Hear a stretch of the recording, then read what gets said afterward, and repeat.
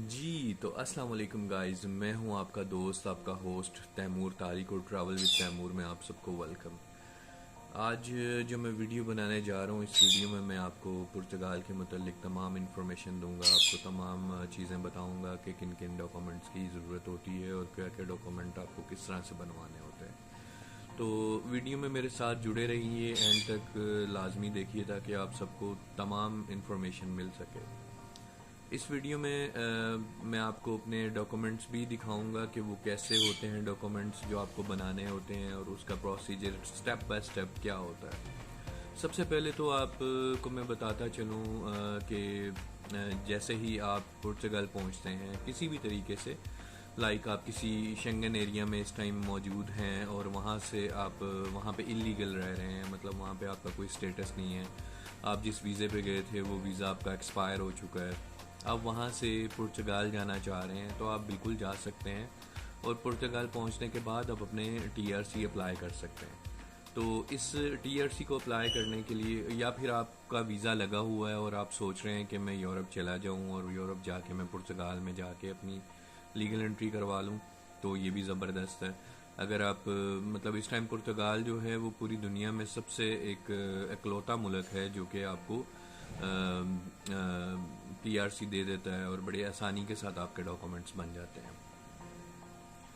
आप जैसे ही पुर्तगाल में पहुंचते हैं और पुर्तगाल में जिस भी तरीके से आप जा रहे हैं, आप किसी यूरोपियन कंट्री से जा रहे हैं तो आपकी जो टिकट है, आप बस पे जा रहे हैं, ट्रेन पे जा रहे हैं या बाय एयर जा रहे हैं, तो उसकी जो टिकट है और उसका जो बोर्डिंग पास है वो आपने संभाल के रखना है अपने पास, कि आप वाया मतलब बस आए हैं, ट्रेन आए हैं या वाया एयरलाइन आए हैं। आपने अपना वो जो बोर्डिंग पास है उसको संभाल के रखना है, उसको बिल्कुल भी ज़ाया नहीं करना। और अक्सर होता है कि बोर्डिंग पास जो है उसको आप रखते हैं तो ऊपर से उसकी जो लिखा होता है वो सब मिट जाता है, तो उसकी कोशिश आपने ये करनी है कि उसकी आप फ़ोटोकॉपी करवा लें, उसकी कोई पिक्चर अपने मोबाइल में सेव कर लें। जी तो आप पुर्तगाल पहुंच गए, आप वहाँ पे लैंड हो गए, आप वहाँ पे पहुँच गए। पहुँचने के बाद आपने, जाहिर सी बात है, कोई ना कोई हॉस्टल, कोई होटल आपने ढूंढना होगा जहाँ पे आपने रहना है। तो आप जो भी हॉस्टल ढूंढेंगे वो हॉस्टल आप पहले कंफर्म कर लें कि वो आपको लीगल एंट्री बना के देंगे कि नहीं बना के देंगे। ये चीज़ बहुत ज़रूरी है, पॉइंट नंबर 1, कि आप जिस हॉस्टल में होटल में रह रहे हैं वो आपको आपका लीगल एंट्री करवा के देगा कि नहीं करवा के देगा। लीगल एंट्री आप किसी भी हॉस्टल में रहें, मैंने जैसा कि अपनी पुरानी वीडियोस में बताया हुआ है कि आप किस तरह से होटल कौन सा लें, कौन से हॉस्टल में रहें और किस तरह से आपने अपनी लीगल एंट्री का पेपर बनवाना है। तो आप जब भी किसी भी हॉस्टल में रहेंगे, जैसे कि मैं रहा था, और ये एक अंजोस का एरिया है जो कि लिस्बन में मौजूद है, और लिस्बन में अंजोस सेंट्रल हॉस्टल है। आप इस हॉस्टल की booking.com से भी कर सकते हैं और वहाँ पे जाके भी कर सकते हैं। उसका नंबर भी मैंने अपनी एक वीडियो में दिया हुआ है, तो आप मेरी वीडियो को वो जाके देख भी सकते हैं। तो ये अंजोस सेंट्रल हॉस्टल है। आप जब वहाँ पे रहेंगे, वहाँ का जो ऑनर है या वहाँ पर पे जो रिसेप्शनिस्ट है, आप उसको बताएंगे कि मेरा लीगल एंट्री का पेपर जो है वो मुझे दे दे।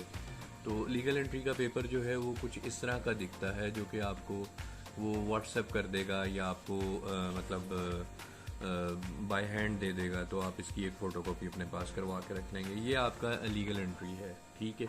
हाँ, और एक और चीज़, अगर आप अपने मुल्क से, इंडिया से, नेपाल से, पाकिस्तान से कहीं से भी जा रहे हैं और डायरेक्टली आपने लैंड किया है पुर्तगाल में, तो फिर आपको इसकी ज़रूरत नहीं है, क्योंकि आपकी जो एंट्री की स्टैंप लगेगी आपके पासपोर्ट के ऊपर, वही आपकी लीगल एंट्री है। आपको लीगल एंट्री करवाने की फिर ज़रूरत नहीं है। आपने ये लीगल एंट्री का पेपर, अगर आप किसी और मुल्क से गए हैं तो फिर आपको ये पेपर जो है वो लेना ज़रूरी है। तो आपने जब ये पेपर ले लेना है, उसके बाद आप सर्च करेंगे कि आपने जो सेकंड आपका, एक तो आपका सेल्फ एंट्री हो गई, ये आपका जो लीगल एंट्री का पेपर है ये आपका मिल गया। उसके बाद आपने फाइनेंस बनवाना होता है। तो फाइनेंस बनाने के लिए भी मैंने अपनी वीडियो जो है वो डिटेल में डाली हुई है। फाइनेंस का पेपर मैं आपको दिखा देता हूँ। फाइनेंस का इस तरह का पेपर होता है, ये आप फाइनेंस बनवा सकते हैं जाके अपना फाइनेंस ऑफिस से। इसके लिए आपको एक शख्सी ज़मानत चाहिए होती है जो कि आपको वहाँ से मिल जाती है। अच्छा जी, जब आपने अपना फाइनेंस बना लिया उसके बाद आपने फिर अपना रिहाइश ढूंढनी है। जिस भी हॉस्टल में आपने रहना है ऑब्वियसली आप हॉस्टल में रहेंगे 2 4 5 दिन या एक हफ़्ता, उसके बाद आप अपनी कोई परमानेंट रेजिडेंस ढूंढना शुरू कर देंगे वहाँ पे कि आप किसी के साथ शेयरिंग पे रह लें, आप किसी के साथ कोई रूम ले लें, कहीं पे भी आपने जहाँ पे भी रहना है। आपको जब वो मिल जाएगा आपने उस रूम या उस शेयरिंग अकोमोडेशन का इंतखाब करना है जो कि आपको आपका जुनता बनवा के दे, आपका एड्रेस की रजिस्ट्रेशन आपको करवा के दे। आप जो उसको पैसे देंगे आपने उससे पहले बात करनी है कि मुझे पहले जुनता जो है वो बनवा के देंगे आप। अगर वो आपसे कहता है कि हाँ ठीक है मैं बनवा दूंगा और उसकी एक्स्ट्रा आपको कोई फ़ीस देनी पड़ेगी उसको, तो 20 30 यूरो दे देना कोई बड़ी बात नहीं है, ठीक है, मतलब 20 30 यूरो में आप वो बनवा सकते हैं। जो जुनते का पेपर होता है वो इस तरह का होता है जो कि मतलब आपका बनेगा, और जुनता आपने बनवा लिया। जुनता बनवाने के बाद फिर आपको आपका जो नेक्स्ट स्टेप है, आप जब रहना शुरू कर देंगे वहाँ पे तो फिर आपने भाई काम ढूंढना है। काम बहुत मुश्किल मिलता है पुर्तगाल में, बहुत मुश्किल से आपको काम की जो है ना वो मतलब बहुत ज़्यादा ढूंढना पड़ता है, और ज़्यादातर एग्रीकल्चर के काम होते हैं जो कि मिल जाते हैं और आसानी से। अगर आपको कोई काम मिल जाता है जो जेन्युइन काम होता है फिर आपकी टेंशन यहाँ पे ख़त्म है। आपको काम मिल गया, आपका जो एम्प्लॉयर है वही आपका सोशल सिक्योरिटी नंबर बनवाएगा, वही आपको कॉन्ट्रैक्ट भी देगा, वही आपका जो है वो टैक्स भी पे करेगा। अगर आपको खुदा न खासा काम नहीं मिलता तो there is another option, you can get your social security number. आप किसी से बात करते हैं कि भाई मुझे अपना सोशल नंबर बनवाना है, तो अब 1 घंटे में सोशल नंबर बन जाता है। तो उसके लिए कुछ थोड़ी बहुत फ़ीस देनी पड़ती है, जारी सी बात है, आपको पता है पैसे के बगैर तो आप वहाँ पे 1 इंच भी नहीं हिल सकते। पैसा बहुत ज़रूरी चीज़ है, लेकिन जायज़ पैसा, ना जायज़ किसी को भी मत दें।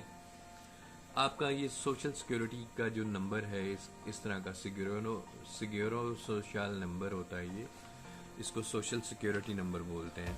इस तरह का एक आपको पेपर बनवाना होता है अपना, और इसके ऊपर भी आपका कुछ थोड़ा बहुत ख़र्चा आता है, जिसको इसके बारे में भी मैंने अपनी पहले वीडियो बनाई हुई है, आप मेरी पुरानी वीडियोस जाके देख सकते हैं सोशल सिक्योरिटी के मतलब कि मैंने कैसे बनवाया था, उसकी सारी डिटेल मैंने उसमें डाली हुई है। ये सारी चीज़ें होने के बाद फिर आप जो अपना इंडिया या पाकिस्तान, नेपाल या बांग्लादेश से कहीं से भी जा रहे हैं तो आपको अपना एक पीसीसी जो है वो लेकर जाना होता है। उस पीसीसी को आपको जो है वो अटेस्ट करवाना होता है और उसकी जो है वो ट्रांसलेशन करवानी होती है। आप अपने पीसीसी को अपनी मुतलका जो एम्बेसी है, अगर पाकिस्तान से हैं तो पाकिस्तानी एम्बेसी, भारत से हैं तो भारतीय एम्बेसी, नेपाल से तो नेपाली एम्बेसी, और बांग्लादेश से तो बंगाली एम्बेसी से आपको उसको अटेस्ट करवाना है। इस तरह का एक पेपर जो आप अपने मुल्क से लेके जाते हैं इसको कहते हैं पीसीसी। ठीक है जी, ये पुलिस करैक्टर सर्टिफिकेट होता है। इसको आप इस तरह से अटेस्ट करवाएंगे अपनी मुतलका एम्बेसी से, और एम्बेसी से अटेस्ट करवाने के बाद फिर आप किसी भी सॉलिसिटर के पास जाएंगे जो कि आपकी इस पीसीसी की पुर्तगीज में ट्रांसलेशन कर देगा। ये इस तरह की एक ट्रांसलेशन की एक आपकी जो है ना वो बन जाएगी, मैंने भी करवाई थी। और ये जो ट्रांसलेशन है इसमें आपको मतलब मैं आपको दिखा देता हूँ कि आपकी जो ट्रांसलेशन है वो नोटराइज हो जाएगी। और ये देखें, ये आपकी ट्रांसलेशन हो जाएगी पुर्तगीज़ में, उसी की जो है ना वो इसकी इस तरह से मतलब स्टैम्प भी लगी होगी, जिससे आप करवाएंगे उसकी स्टैम्प होगी इसके ऊपर, और एक इस तरह का पेपर होगा,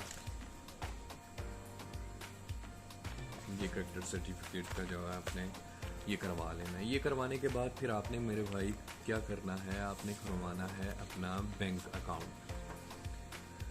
सबसे अच्छा बैंक अकाउंट जो है वो एक्टिवो बैंक है, जहाँ पे आपको बहुत कम पैसों में मतलब बिल्कुल भी कोई पैसा नहीं आपका लगेगा और सबसे कम रिक्वायरमेंट में आपका बैंक अकाउंट ओपन हो जाएगा। आपने अपना बैंक अकाउंट ओपन करवाना है, वहाँ पे आपको इन तमाम चीज़ों की ज़रूरत पड़ेगी जो आपने पहले बनाई हैं, जिसमें आपका जुनता है, जिसमें आपका फाइनेंस है, सोशल सिक्योरिटी नंबर है, और आपका एक आपको कॉन्ट्रैक्ट, वर्क कॉन्ट्रैक्ट। अगर वर्क कॉन्ट्रैक्ट आपके पास नहीं है, अगर काम आपको नहीं मिला, तो आप सोशल के ऑफिस में जाएंगे या फिर आप जुनता के ऑफिस में जाएंगे, वहाँ से एक पेपर मिल जाता है अनएम्प्लॉयमेंट वाला। आप वो अनएम्प्लॉयमेंट वाला पेपर लेंगे अपने साथ और वो जाके बैंक को दिखा देंगे कि अभी तक मेरे पास काम नहीं है।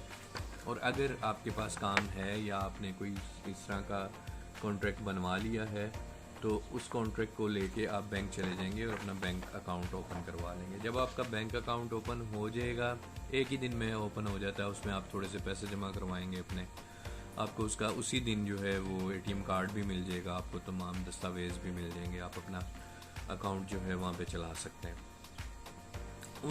इन तमाम चीज़ों को करने के बाद फिर आपको क्या करना है? फिर आपको मेरे भाई ये करना है कि आपको सबसे पहले जो है वो अपनी फ़ाइल को लॉक करवाना है। ये सारी चीज़ें जब आपके पास हो गई तो आप अपनी फ़ाइल को लॉक करवाएंगे, और फाइल लॉक जो है वो प्रॉमिस कॉन्ट्रैक्ट पे भी हो जाती है। ज़रूरी नहीं है कि आपके पास जेन्युइन कॉन्ट्रैक्ट ही हो तो फिर ही आपकी मतलब फ़ाइल लॉक होगी। आपने अपनी मेरे भाई फ़ाइल लॉक करवानी है, और फाइल लॉक जो है वो ऑनलाइन होती है। आप sapa.saf पे जाएंगे, अपने आप को रजिस्टर करेंगे, अपने ईमेल एड्रेस को और अपनी चीज़ों को रजिस्टर वहाँ पे करने के बाद आपका एक पोर्टल बन जाएगा, आपको वो पोर्टल दे देंगे।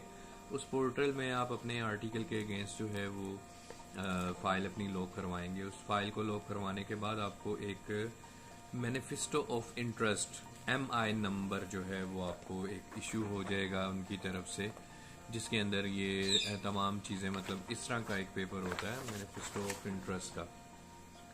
ये आप जब सबमिट करवा देंगे तो आपको ये पेपर मिल जाएगा। उसके बाद ये आपका काम कंप्लीट हो गया। उसके बाद अब आप सुकून से बैठ जाएं। सुकून से बैठने के बाद आप अपना काम ढूंढें, काम करें, अपने टैक्स पे करें, और फिर आपको जैसे ही एक ईमेल आती है उस ईमेल के अगेंस्ट आप जो है वो एक अपने फिंगरप्रिंट्स की जो है वो डेट उठाते हैं और फिंगरप्रिंट देते हैं, जाके अपने कार्ड की फ़ीस जमा करवाते हैं और आपका 15-20 दिन में कार्ड आ जाता है। इस पूरे प्रोसेस को आप 15 महीनों का टाइम दे दें कि 15 मंथ्स आपको लगेंगे ये सब प्रोसेस कंप्लीट करने में, कि आपके हाथ में आपका कार्ड आ जाएगा। तो ये सारी इन्फॉर्मेशन आपको देने का मकसद ये था कि जो भी लोग नए जाने वाले हैं या जो लोग वहाँ पे मौजूद हैं वो लोग इन तमाम चीज़ों को देख लें और इन तमाम चीज़ों को प्रैक्टिकली ख़ुद से बनाएं। किसी एजेंट के पास जाने की ज़रूरत नहीं है, किसी एजेंट को पैसे खिलाने की ज़रूरत नहीं है। अगर कोई एजेंट आप ले भी रहे हैं, कोई कंसल्टेंट आप ले भी रहे हैं, तो उसको मिनिमम पैसे दें। आपका ये तमाम चीज़ें बनाने का जो ख़र्चा है ये 500 यूरो के अंदर अंदर कंप्लीट हो जाना चाहिए।